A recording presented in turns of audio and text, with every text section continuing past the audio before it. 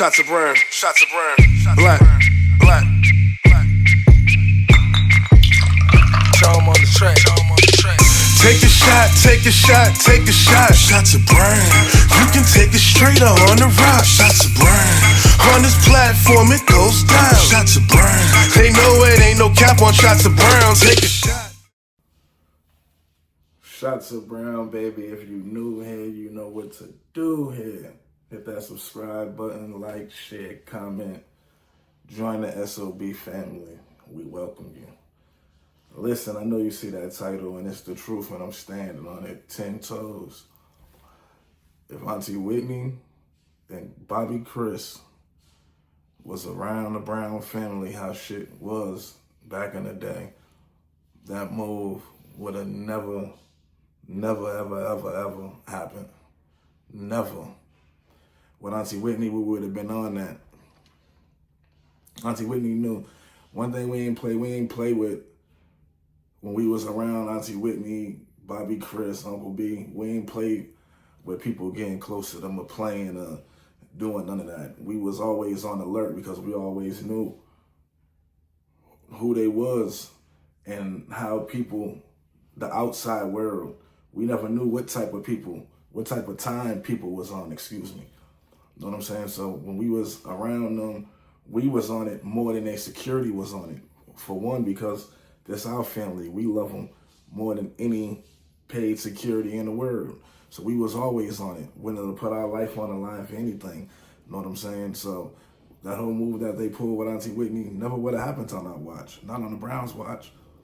And if they would have tried to pull that, they would have known, they would have, listen, for us to do that, we got to take out such and such, such and such, such and such, and such and such. We would have all of us was going then. You doing that, all right, everybody going. And that's just how it is, you know what I'm saying? And that's what really messes me up for real, you know what I'm saying? Because all these leeches and everybody was able to come in and take advantage of Chrissy, take advantage of Auntie Whitney, the Knicks, the Pat being able to pull her stunts, Gary being able to do the shit he was doing. Man, none of that shit would have been taking place if Uncle B was around and the family was around. None of them stunts would have been taking place. You know what I'm saying? None of these people wasn't around when we was around. None of these people was even thought of. You know what I'm saying? At the end of the day, man, I just feel like I know Auntie Whitney and Chrissy was lonely, you know what I'm saying? They missed that family dynamic. I missed it, you know what I'm saying? We all did, you know what I'm saying? And that's why the family ended up moving out to LA when Bob moved to LA after the divorce.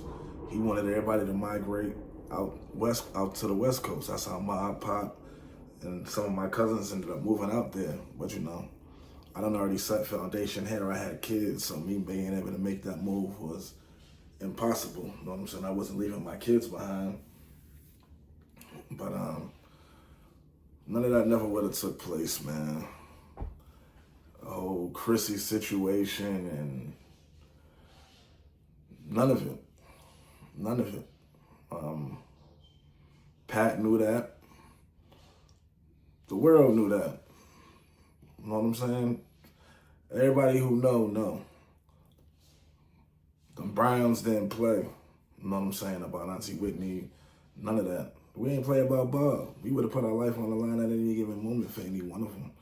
And they know that. That's why Auntie Whitney loved us so much, because we loved her and she knew the love was genuine.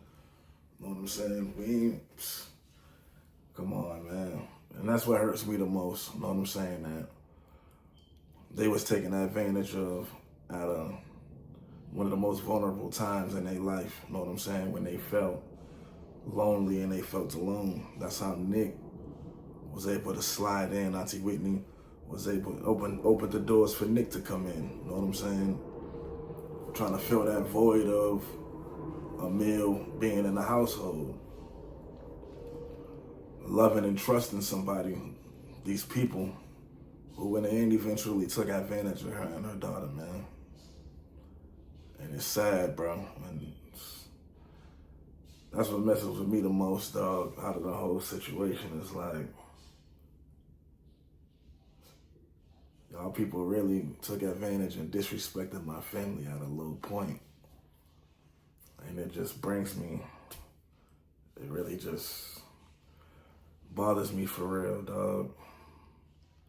But like Auntie Whitney said, man, once a Brown, always a Brown. You know what I'm saying? We loved her to death. Ain't nobody in the family have no issues with Auntie Whitney. We all loved her.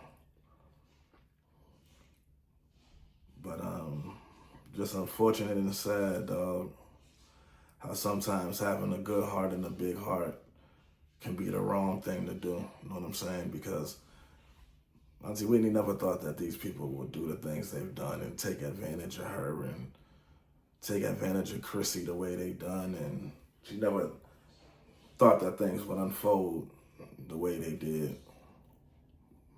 Nobody did. But I just be sitting back just thinking like, damn, just thinking all the good times we had in the mansion. Just the family unit of us being together every day. You know what I'm saying? I know they missed that because we all missed it. You know what I'm saying? We was together literally every day. Every day. But yeah, I'm standing 10 toes deep on that. I'm standing on that, stamping that. None of these events would have took place. And if they would have took place, then there would have been a whole lot more people that would have been gone, because we would have been going out with our people, bottom line. Rest in peace to everybody we lost, though. Auntie Whitney, Ma, Pop, Chrissy, little Bobbi, Jared, Auntie Bethy. We lost a lot of soldiers, man. A lot of people who meant a lot to the family. And every hit we took, it was just got worse and worse. But